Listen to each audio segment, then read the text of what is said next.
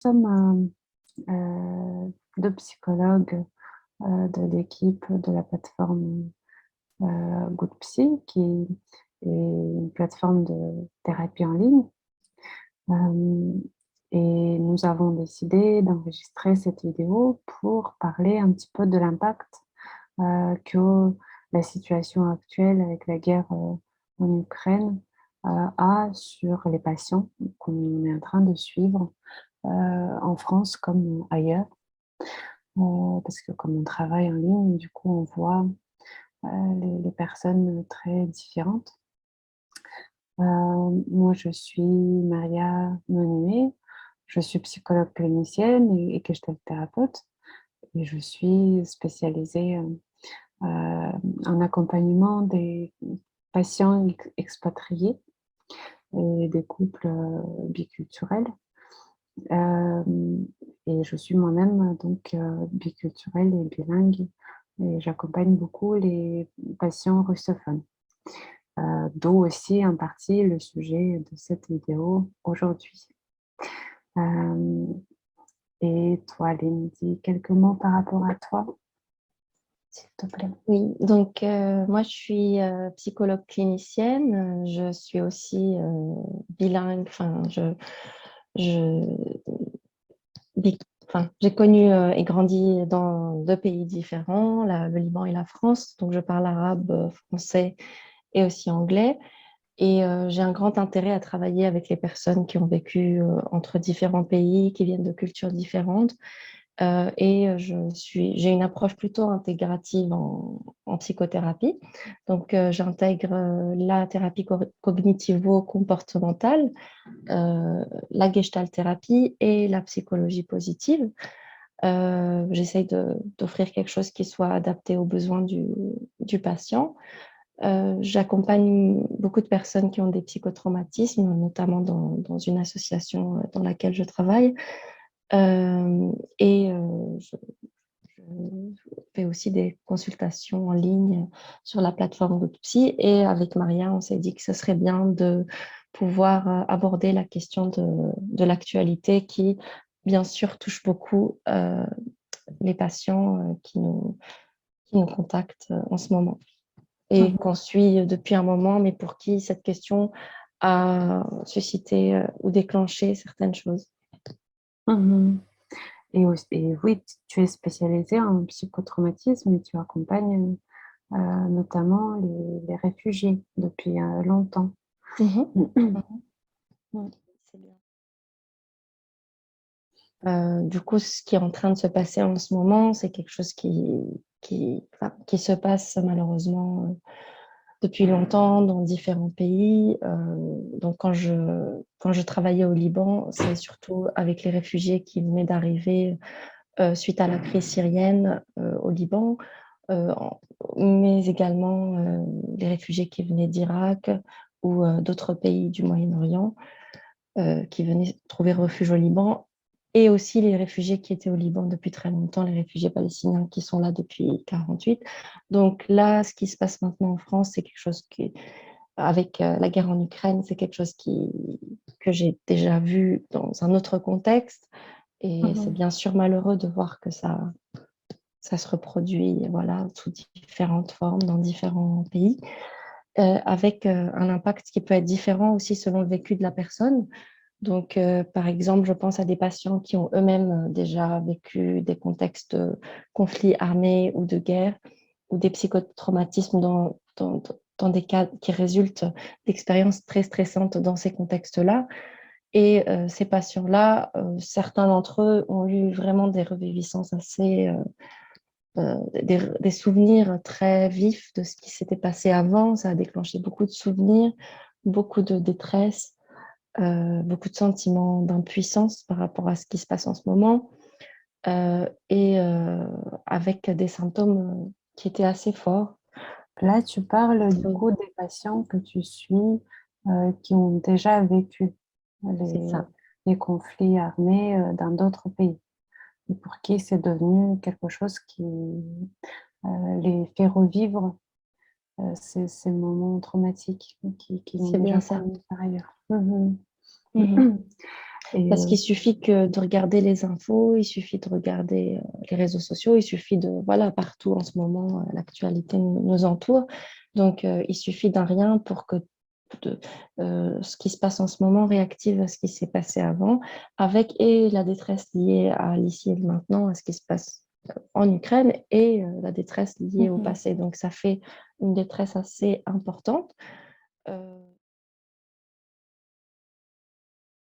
Ce qui aide un peu à gérer ce stress intense, c'est d'essayer de contribuer, donc de faire des dons, par exemple, ou d'essayer de faire du bénévolat ou de faire quelque chose, de sentir qu'ils arrivent à sortir un peu de cette position. Ils sont plutôt passifs et dans l'effroi et dans l'impuissance, à une position où ils sont plus, dans une posture où ils sont plus actifs, en capacité de faire au moins quelque chose, même si c'est quelque chose de, voilà, qui ne peut pas tout changer, mais d'essayer d'être plutôt dans la contribution. mais le sentiment principal chez les gens qui se sentent plus ou moins sécurisés et loin de cette situation que j'ai vu, c'est le sentiment de culpabilité, justement de culpabilité de survivant et de culpabilité d'être en sécurité, d'être voilà, quelque part à un endroit où on regarde de loin, entre guillemets, ce qui se passe et on est triste et on est impuissant, comme tu dis. Et en même temps, il y en a qui ne peuvent pas vraiment se mettre en action parce qu'ils sentent que de toute façon, ils ne peuvent pas faire quelque chose pour influencer les choses. Et ça accentue encore le sentiment d'impuissance. Et même s'ils font certaines choses, ils vont, par exemple, quand il y a des rassemblements pour soutenir les gens, ou s'ils préparent de l'aide humanitaire, ou s'ils donnent de l'argent, j'ai l'impression que ça a évolué aussi les premières semaines, tout le monde était un petit peu dans cet élan de faire quelque chose, ceux qui étaient capables de faire quelque chose, parce qu'il y avait aussi ceux qui ne se sentaient pas capables, se sentaient pas capables. Et, euh, et là, j'ai l'impression que le sentiment de l'impact par rapport à ça, il a changé. Et ce que les gens me disent, c'est qu'ils ne vont plus à ce genre de rassemblement où ils trouvent qu'envoyer de l'argent, ils l'ont fait, mais après, ils ne savent pas ce qui se passe derrière. Et du coup, ça crée un peu de vide ou de quelque chose comme ça, qui continue à être témoin de ce qui se passe. Ils continuent à se sentir impactés et tristes, en colère et avoir peur, etc. Et en même temps, toujours dans ce sentiment de ne pas pouvoir faire quoi que ce soit pour que ça change. C'est très, très fort comme sentiment. Oui, Tu vois ça aussi? oui, oui, je vois que les choses, quand ça devient long dans la durée, bien sûr que l'investissement de chacun va être différent, l'impact va être différent et les gens ont aussi besoin de trouver un moyen de gérer leur stress. Euh, donc, c'est très difficile quand les choses s'installent dans la durée Mhm. et quelque part, c'est important d'essayer de trouver un équilibre entre comment gérer ce stress-là et comment et faire une réflexion aussi sur qu'est-ce qu'on veut soi-même comme comment on veut se positionner par rapport à ce qui se passe. Est-ce qu'on veut être dans une est-ce qu'on veut être dans l'aide et dans ce cas-là, comment dans la durée, pas que dans l'urgence. Donc l'aide, c'est pas tout le temps dans l'urgence, mais ça peut être 6 mois après, un an après, des années après. Donc il y a différentes formes d'aide. Mhm. Euh, Mhm. et ça, on le voit bien enfin, surtout si c'est pour aider des personnes qui ont vécu des événements très stressants. Parfois, euh, l'état de stress post-traumatique peut apparaître quelques mois après. Euh, c'est jamais dans l'immédiat enfin, dans l'immédiat, il y a peut-être des présentations aiguës, mais quand on parle de prise en charge psychologique, c'est pas tout de suite, c'est pas dans les Ouais. premières semaines, mais c'est au bout de au bout de au moins un mois ou plusieurs mois pour que voilà, le diagnostic soit établi, pour que la prise en charge puisse être faite. Ensuite, je pense aussi à quelque chose d'autre par rapport à justement ces personnes qui consultent, qui n'ont pas forcément vécu des situations similaires, mais justement qui aussi sentent que le danger est plus proche, que la Mhm. stabilité qu'ils ont maintenant, la sécurité matérielle, la sécurité, le sentiment de sécurité dans l'absolu qu'ils ont a été assez touché. Et il n'y a pas cette croyance qu'on peut être dans un monde où tout va bien, entre guillemets, Mhm. ou en Mhm. tout cas on n'est pas en guerre. Et bah, cette croyance a été fortement touchée chez certains, et ce qui crée de nouvelles insécurités, voilà, des peurs par rapport à ses enfants, à sa famille, à comment on regarde le futur, comment on regarde l'avenir, comment on se projette dans l'avenir.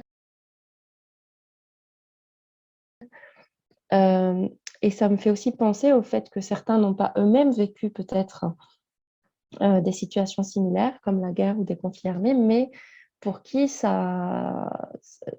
pour qui ça résonne encore plus parce que leur famille, peut-être leurs parents, leurs ancêtres, leurs grands-parents ont vécu des situations, enfin, que ce soit la Deuxième Guerre mondiale, que ce soit d'autres guerres. Donc, ça peut aussi remuer ces choses-là. Donc, c'est assez intéressant la question par rapport à la transmission transgénérationnelle de certains récits qui, soudainement, maintenant, sont réévoqués comme si maintenant ils redevenaient actuels aussi. Oui, Donc, qui constitue beaucoup. aussi un bagage qui peut être stressant pour certains, tout comme il peut être enfin, il peut aussi contenir des messages de résilience et d'espoir dans le sens où comment est-ce que nos grands-parents, nos parents ont géré dans des temps où c'était très, très éprouvant et comment ils ont quand même pu survivre, comment est-ce qu'ils ont quand même finalement été très créatifs et pu mettre en place certaines choses voilà, auxquelles on ne penserait pas spontanément, que ce soit en termes Oui, de réserve d'alimentation, que ce soit en termes d'éducation, comment continuer à éduquer, à apprendre dans des environnements où, où où c'est très difficile, où il n'y a pas cette sécurité, cette stabilité qui le permet. oui, tu as raison. Et, j'entends beaucoup ces comparaisons avec les temps de la guerre, la Deuxième Guerre mondiale, que ce soit dans les actualités ou dans un petit peu les programmes analytiques et tout ça, mais aussi auprès des confrères et des consoeurs et des personnes qui sont sur place, bien évidemment. Et là, quand tu disais apprendre à continuer à vivre dans les conditions de guerre, j'ai senti que ça me touchait beaucoup parce que je trouve que juste il y a un mois, personne autour de moi pensait que c'était quelque chose d'actualité, qu'il fallait apprendre ce genre de choses. Et effectivement, j'ai vu quand tout a commencé, euh, quelques posts comme ça qui passaient sur les réseaux par mes collègues qui sont sur place et qui découvraient pour eux-mêmes des messages comme quoi il y a aussi la vie pendant la guerre. Et effectivement, tout ce que tu dis par rapport à s'adapter, à trouver le moyen de vivre dans les souterrains, de continuer à s'occuper des enfants et tout ça, et ça constitue aussi quelque chose qui, je pense, qui les maintient actifs, ces gens-là qui se trouvent sur place. C'est très, très important.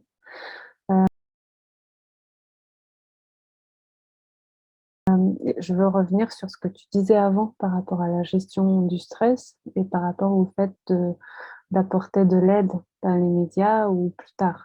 Et ça a Mhm, beaucoup de sens aussi pour moi parce que j'ai par exemple des collègues qui s'engagent pour voilà, aider les réfugiés ou aider les personnes qui sont sur place sur le moment pour faire face à la situation de stress aigu et du traumatisme et tout ça.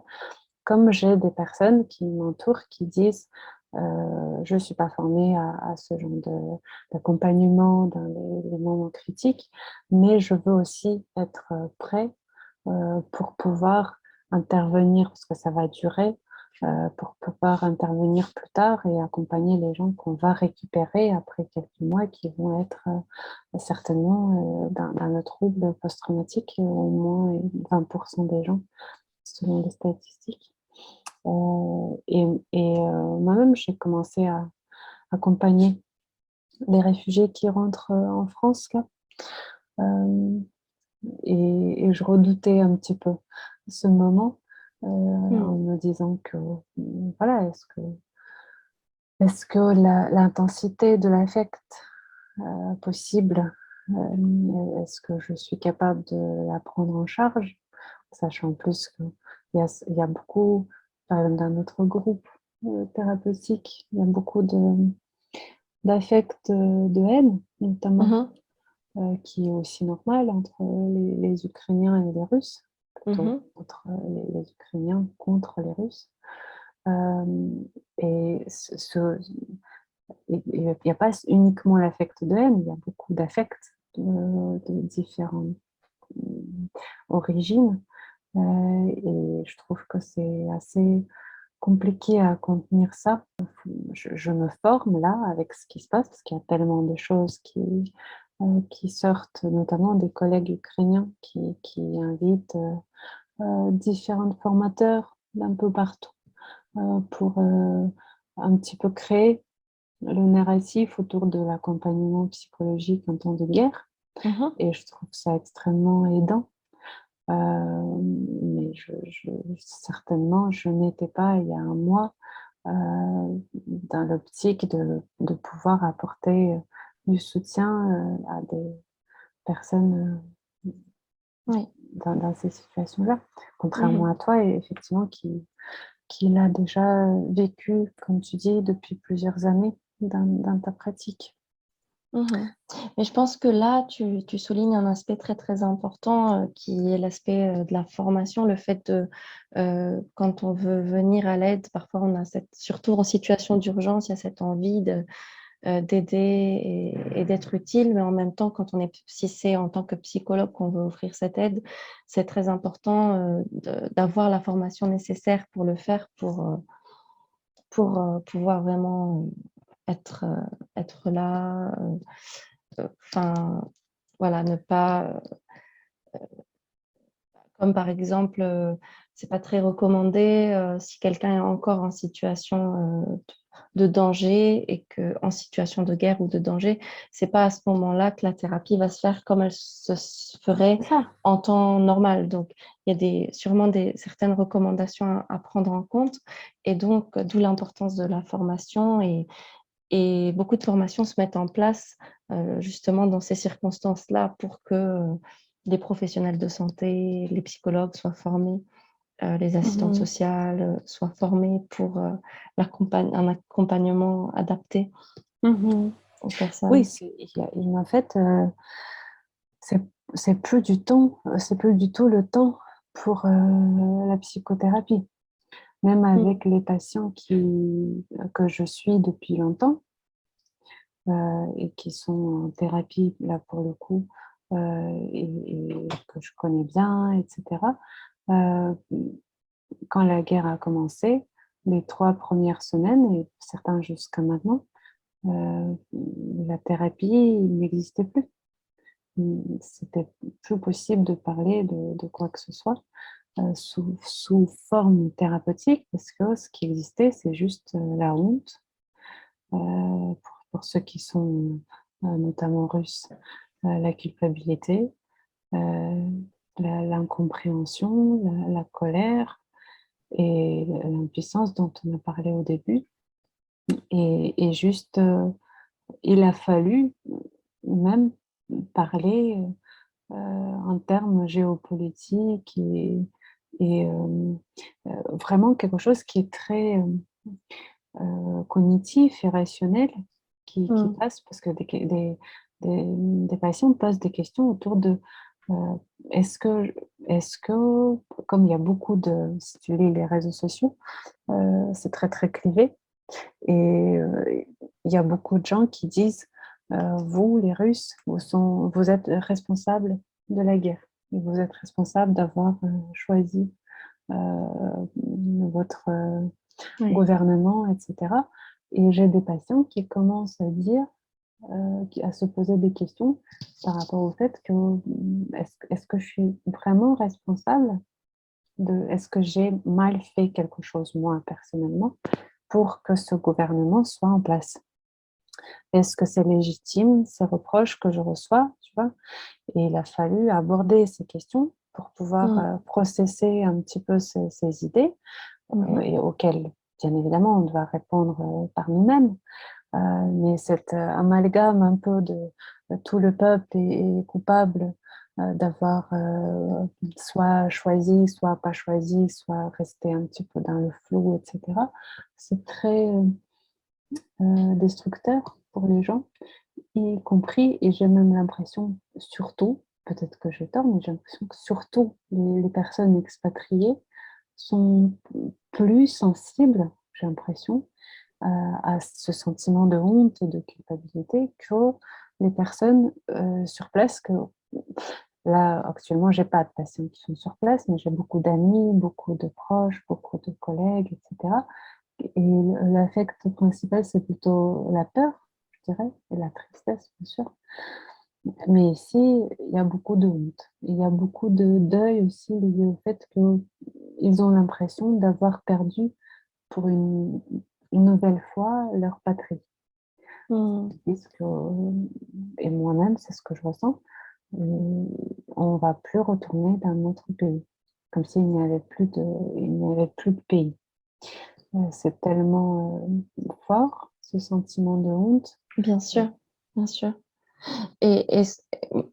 J'entends que finalement, toutes ces choses qui sont abordées par rapport à leur vécu personnel de ce qui est en train de se passer, ça fait quand même partie de la thérapie. Enfin, le fait d'avoir cet espace avec toi, de pouvoir élaborer justement ce qui se passe pour eux, de pouvoir même nommer, le fait de pouvoir mettre un mot sur les émotions, c'est déjà, je pense, une phase dans la thérapie qui va pas forcément de soi dans la vie quotidienne ou avec les proches. Donc, le fait d'identifier ce qu'on ressent, d'identifier ses réactions, de mettre des mots, de se poser des questions sur les choix qu'on fait, de faire cette réflexion. Je pense que déjà, ça, quelque part, c'est un peu ce qu'est aussi la thérapie pour, enfin, c'est pas la solution, mais c'est déjà pouvoir mettre des mots pour arriver à, à une résolution de problèmes ou à identifier les besoins qu'on a, parce que la thérapie, c'est pas que euh, souvent, quand les gens viennent en thérapie, ils savent pas nécessairement déjà préciser quel est leur problème pour savoir quelle solution ils veulent. Parfois, rien que élaborer, formuler une demande, c'est un travail en soi. Peut-être que là, ce qui est particulier, c'est que peut-être que la demande qui était initiale, qui était là, sur laquelle vous étiez en train de travailler, euh, elle est, euh, elle est peut-être mise de côté pour aborder d'autres aspects qui n'étaient pas aussi émergents avant ou aussi présents avant, qui ont été déclenchés. C'est ça. Et, et, Et et même le mode de travail, il a changé. Parce que bien comme sûr. on est toutes les deux quand même gestalt thérapeutes, on sait qu'on travaille beaucoup sur les émotions et les sensations, etc. Et on travaille beaucoup sur un petit peu une sorte de comment dire, comme, il y a une collègue qui disait ça, qu'avant on pouvait se comparer à des chirurgiens un peu, avec voilà, on regarde en détail tout ce qui se passe, etc. sur le moment. Et actuellement, c'est quelque chose qui n'est pas possible. Les gens ne peuvent plus regarder, qui sont touchés, je veux dire. Ceux qui sont touchés Oui. ne peuvent plus regarder en détail ce qui se passe et comment ils le vivent et pourquoi, etc. Et quelque part, c'est même bien d'un point de vue de digestion, justement, Mhm. cognitive. C'est une bonne chose parce que y a tellement d'émotions fortes Mhm. que aller vers les émotions, ce serait quelque chose qui potentiellement renforcerait l'affect. Mhm. Donc ce passage à un mode un peu cognitif et d'essayer de mettre des mots et de comprendre les choses au lieu de les ressentir, ça permet de digérer une partie du stress, c'est vrai.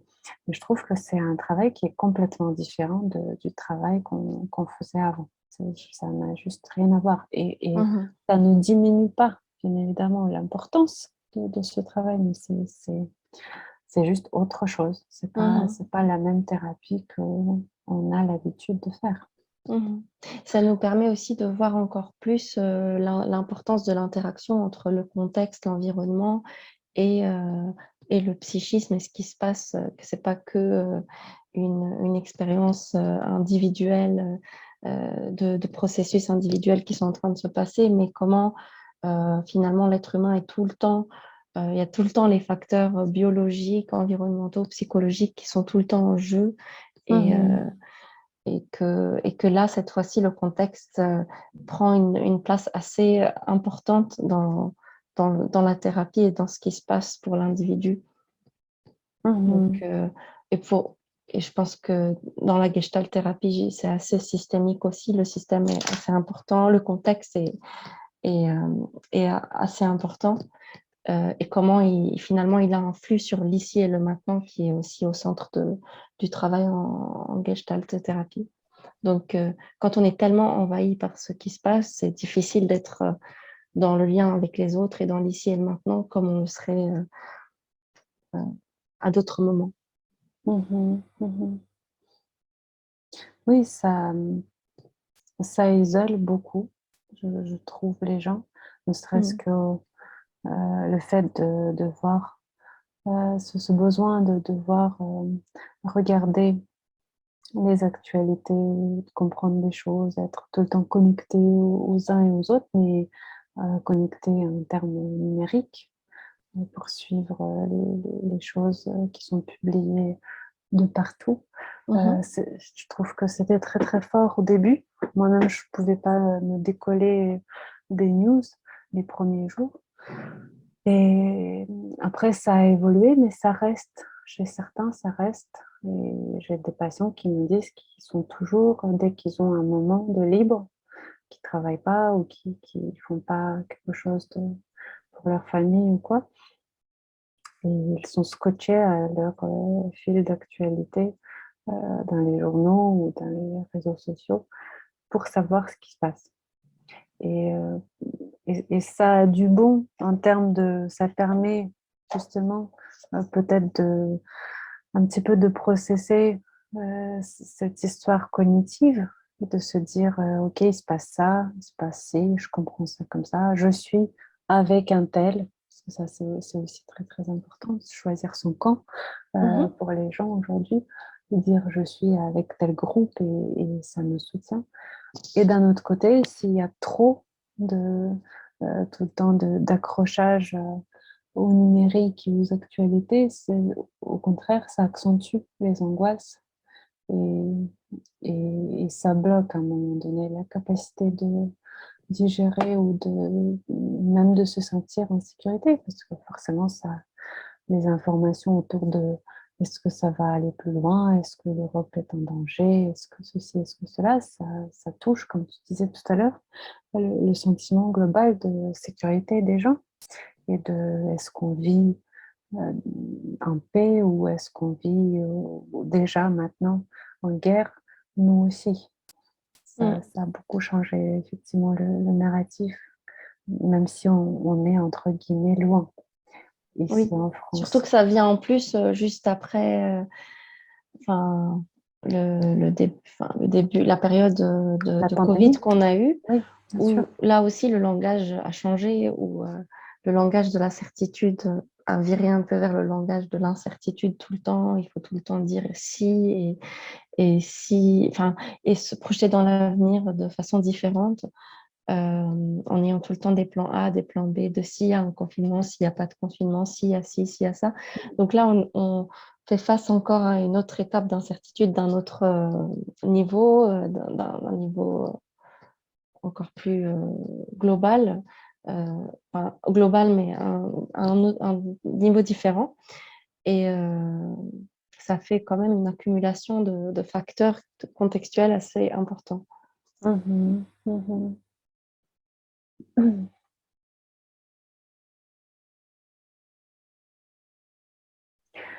Est-ce que tu peux, toi, partager un petit peu ce qui t'aide à reconstruire ce narratif chez les patients qui leur permet euh, à la fois d'intégrer les changements qu'ils sont en train de vivre, peut-être aussi avec les exemples d'autres fois des personnes que tu as accompagnées, euh, et se soutenir sur le moment présent. Mhm. Mhm. Alors, dans le cas des patients qui sont dans une réactivité très forte par rapport à ce qui se passe avec des symptômes assez importants, une anxiété très forte ou bien des flashbacks où ils se rappellent de choses très difficiles qui se sont passées ou qui sont tellement anxieux qu'ils n'arrivent même pas à vraiment être à l'écoute et dans l'ici et le maintenant, ce qui peut beaucoup aider, c'est vraiment des techniques de stabilisation émotionnelle, des techniques d'ancrage, parce que souvent, en tout cas pour ceux qui ont vécu des choses avant, qui ont été très stressantes, souvent ce qui se passe, c'est que l'attention, elle va directement sur le passé, et donc l'objectif, c'est de ramener l'attention sur le moment présent. Ça se fait par des exercices assez simples. Donc, un de ces exercices, c'est le fait de faire un exercice de respiration Mhm, abdominale, donc de vraiment prendre le temps de se poser, rien que 5 minutes, de bien se poser, sentir qu'on a les pieds bien posés sur le sol, de se sentir voilà, comme un arbre bien planté dans la terre, sentir qu'on est bien ancré, que rien peut nous toucher, que rien ne peut nous bousculer, et prendre le temps de sentir sa respiration, d'inspirer doucement, d'expirer doucement et de faire ça à plusieurs reprises. Donc, c'est quelque chose que j'apprends aux patients quand ils ne connaissent pas ou quand ils n'ont jamais fait ça, ce genre d'exercice avant. Et mhm, ça a l'air très simple, mais ça aide vraiment beaucoup parce que d'habitude, quand on est stressé ou quand on a peur, c'est vraiment le corps qui est tout d'abord atteint. D'où mhm, aussi le lien avec tout l'aspect psychosomatique et toutes les maladies qui peuvent être accélérées par le stress et par les émotions négatives assez importantes, assez fortes. Euh, une autre technique d'ancrage, c'est le fait de vraiment prendre compte des 5 sens et par exemple, on demande au patient de nommer 5 choses qu'il voit dans son environnement. Donc, je vois une chaise, une porte, une vitre, une bouteille d'eau, voilà. 5 choses qu'il sent, donc des parfums, des odeurs qu'il y a dans la salle où il est, de repérer 5 goûts, s'il y a des goûts particuliers. Enfin, si je viens de prendre mon café, il y a encore le goût du café que je mhm, peux remarquer. De 5 choses que la personne touche. Donc, la personne, bah, voilà, j'ai un bic entre les mains, je touche la table, je ressens la table, je sens le sol sous mes pieds. Euh, et puis, j'ai bien dit voir, entendre, et 5 choses qu'on entend. Donc, mhm, mhm, j'entends les travaux dehors, j'entends les voisins qui font le ménage. Donc, voilà. Donc, là aussi, c'est assez simple. Ça semble assez simple, mais vraiment, ça permet, ça aide vraiment beaucoup à recentrer son attention sur le moment présent quand l'attention, elle est allée complètement ailleurs et quand il y a un niveau de stress assez important.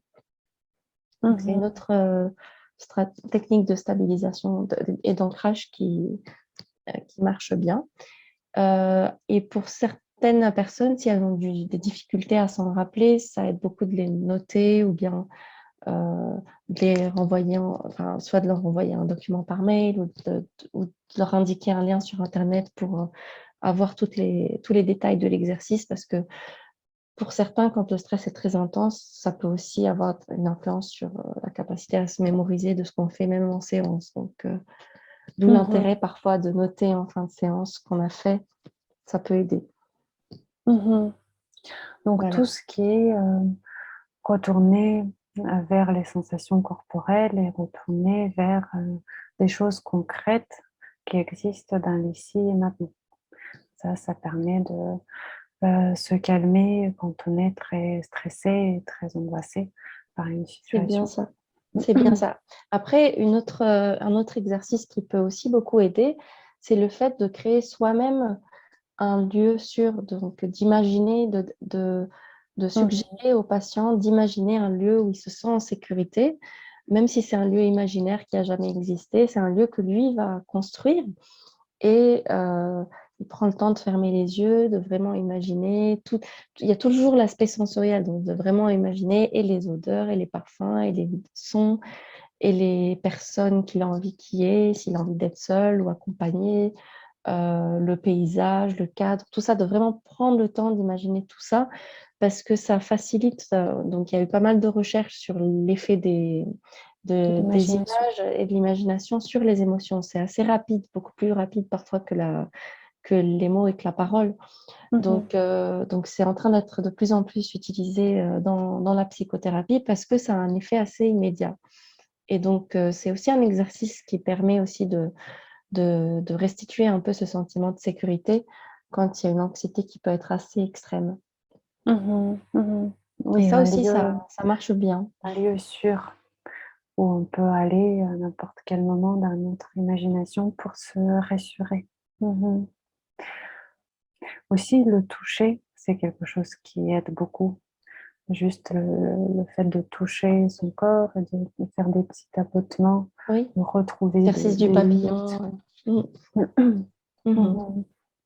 Et hier, par exemple, j'écoutais un autre séminaire sur la question. Il y avait je pense que ça vient peut-être des techniques un petit peu liées à des pratiques comme Tai Chi ou des choses comme ça, le fait avec les mains, d'établir les liens entre différentes parties du corps, comme c'est le système digestif, par exemple, et cardiovasculaire, qui sont les plus touchés par le stress, juste poser les mains autour du ventre et autour du cœur pour ressentir le lien entre les deux, et la chaleur qui circule, et un petit peu retrouver des endroits comme ça.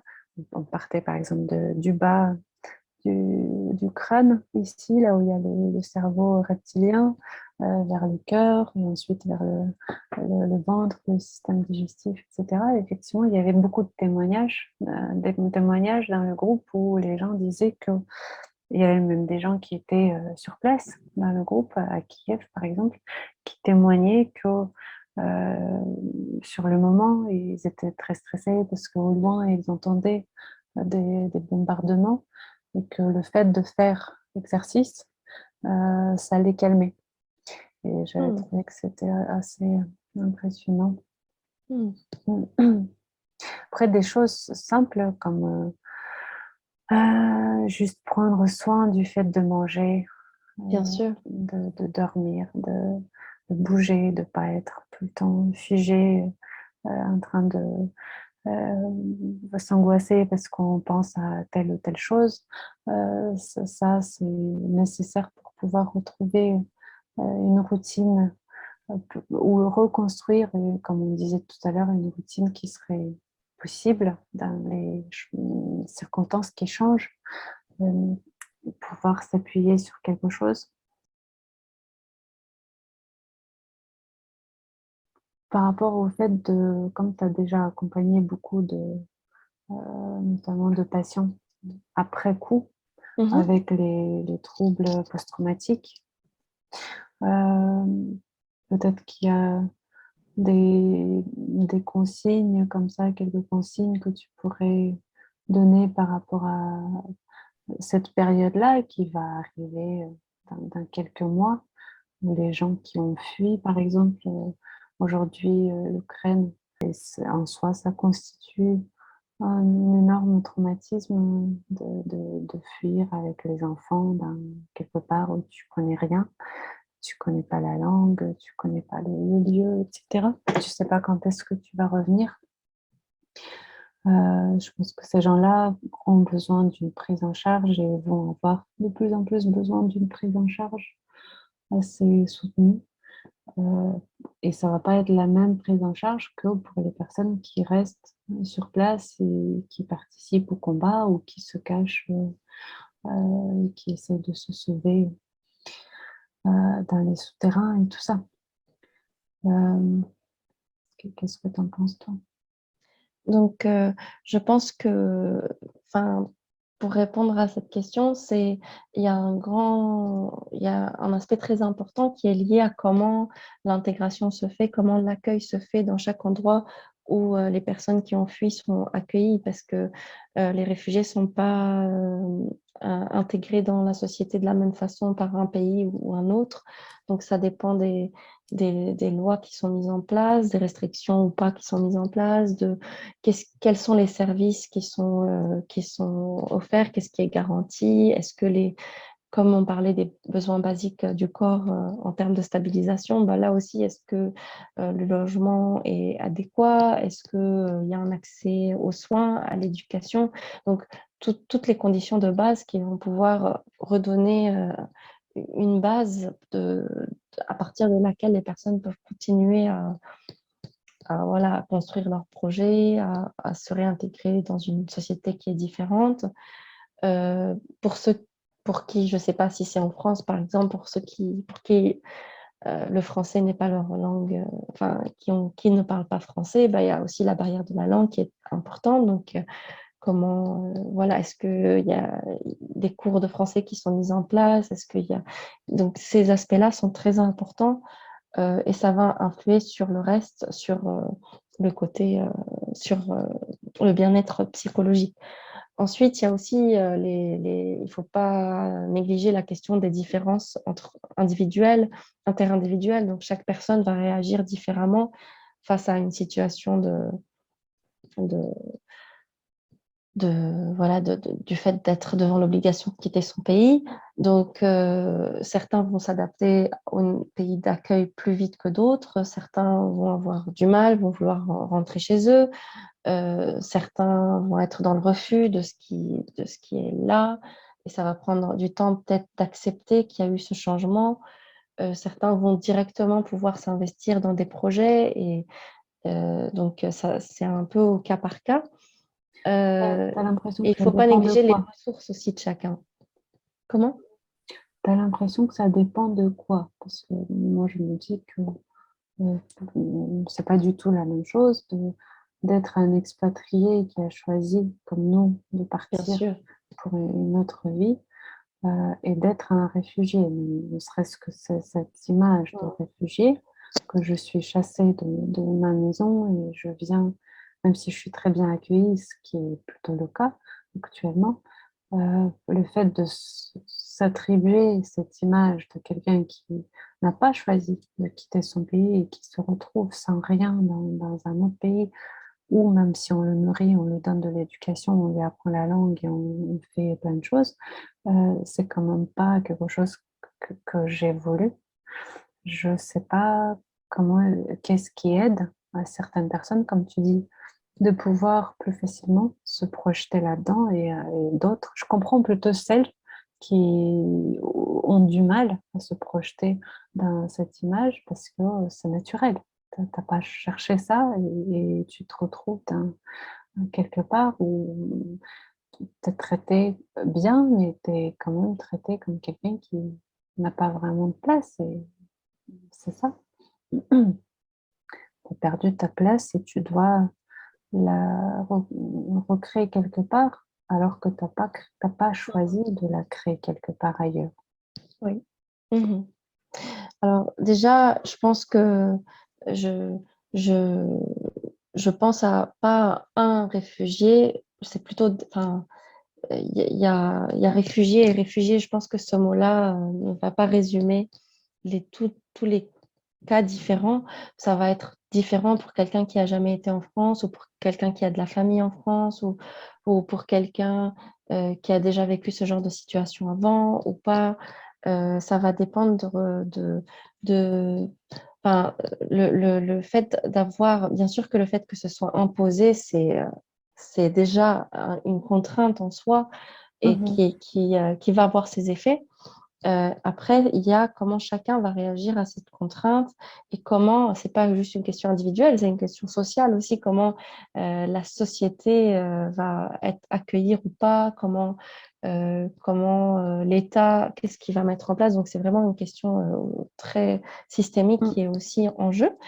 Euh, Après, une des choses qui peut beaucoup aider, c'est le fait de pouvoir recréer une communauté dans le pays où on se retrouve. Donc, est-ce qu'on arrive à recréer ce sens de communauté avec les gens euh, qui sont du même pays, continuer les traditions qu'on avait là où on était, euh, reprendre les activités qu'on faisait ensemble. Donc ça peut sécuriser certaines personnes, mais aussi comment est-ce que on peut développer des activités autour qui facilitent l'intégration des personnes qui ne sont pas d'ici.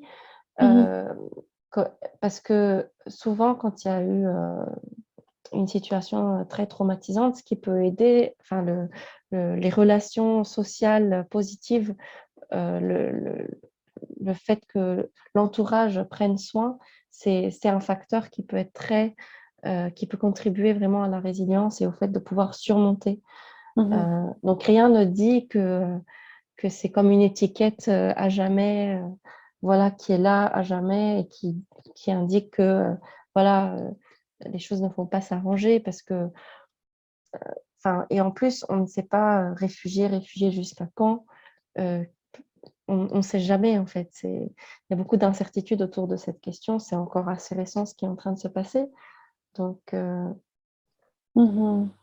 et je pense que cette incertitude aussi contribue à la complexité de la question parce qu'il y a cette question justement de comment se projeter dans l'avenir. Est-ce que je m'installe dans un pays et je fais des plans pour un an, pour 5 mois, pour une semaine?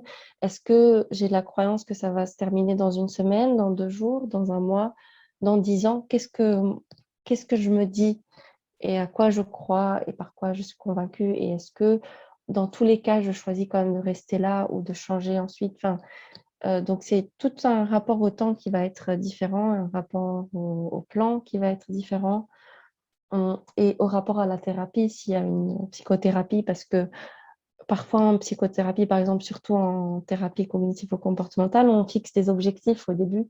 Donc, qu'est-ce Mhm. qui serait important pour la personne, les objectifs principaux, des objectifs mesurables, etc. Alors que là, justement, quand on est dans des circonstances tellement complexes, c'est difficile de pouvoir même formuler des objectifs. Donc, rien que l'idée de formuler un objectif, ça devient presque absurde. Comment parler C'est ça? d'objectif quand un Oui. objectif, quand l'idée de la psychothérapie a été développée sur quelque chose qui va dans une stabilité matérielle sur le long terme, alors que là, on n'est plus du tout dans le même schéma. Donc, même la question d'objectif a un sens qui change et c'est une question d'ailleurs qui m'intéresse beaucoup par rapport à cette question de comment parler d'objectif quand finalement on a un rapport au temps, à l'administration, au papier, à tout ça qui est très différente d'une situation où on n'est pas réfugié. Je pense que les situations comme ça, comme la situation de guerre actuelle, euh, ça représente des traumatismes qui nous permettent pas de planifier les choses. La fonction même de planifier quelque chose, elle se trouve très abîmée. Que ce soit pour les gens sur place ou pour les gens qui ont fui, parce que par exemple, les gens qui ont fui que j'ai entendu parlent du fait qu'on ne pensait pas que ça allait durer longtemps. On pensait qu'on partait là pour quelques jours et on allait revenir. Et là, on se sent perdu, on ne sait pas si on doit, comme tu dis, chercher à s'investir ici, alors même qu'ils mettent par exemple leurs enfants à l'école française. Et donc, en soi, ça représente un projet où les enfants vont s'investir. Mais il n'y a pas la capacité de dire on va rester jusqu'à la fin de cette année scolaire ou on va chercher à aller plus loin pour s'installer ici. C'est pas accessible. Ils ne peuvent pas Oui. faire ça. Et cette question de gérer cette incertitude au quotidien, ça va faire partie justement du cœur de quelque part de la prise en Du charge. travail. Comment, Mhm. comment gérer comment vivre au jour le jour, comment profiter du moment présent, tout en sachant qu'on a tellement de points d'interrogation, tout en sachant que on a comme presque deux cerveaux qui fonctionnent en même temps, celui qui est au pays, celui qui est là, et Mhm. comment faire, comment gérer tout ça en même temps. Donc, c'est des questions qui se posent au cœur de la thérapie. Et comment leur redonner les moyens de réaccéder à cette fonction de planifier, que ce soit pour la journée, pour une semaine, pour un mois, parce qu'il y a aussi une question de choix, d'une Oui. volonté quelque part qu'il faut. Mhm. Comment leur donner le moyen et comment ils nous donnent le moyen de découvrir parce que il y a aussi beaucoup de, il y a beaucoup de ressources aussi chez plein de personnes réfugiées qui, je pense, on peut nous-mêmes apprendre de comment certaines personnes fonctionnent, qui, pas justement dans ces circonstances-là, parce que face à des situations extrêmes, on développe aussi plein de, plein de stratégies de coping qui peuvent être assez surprenantes et inspirantes aussi, enfin, qui donnent aussi des messages d'espoir.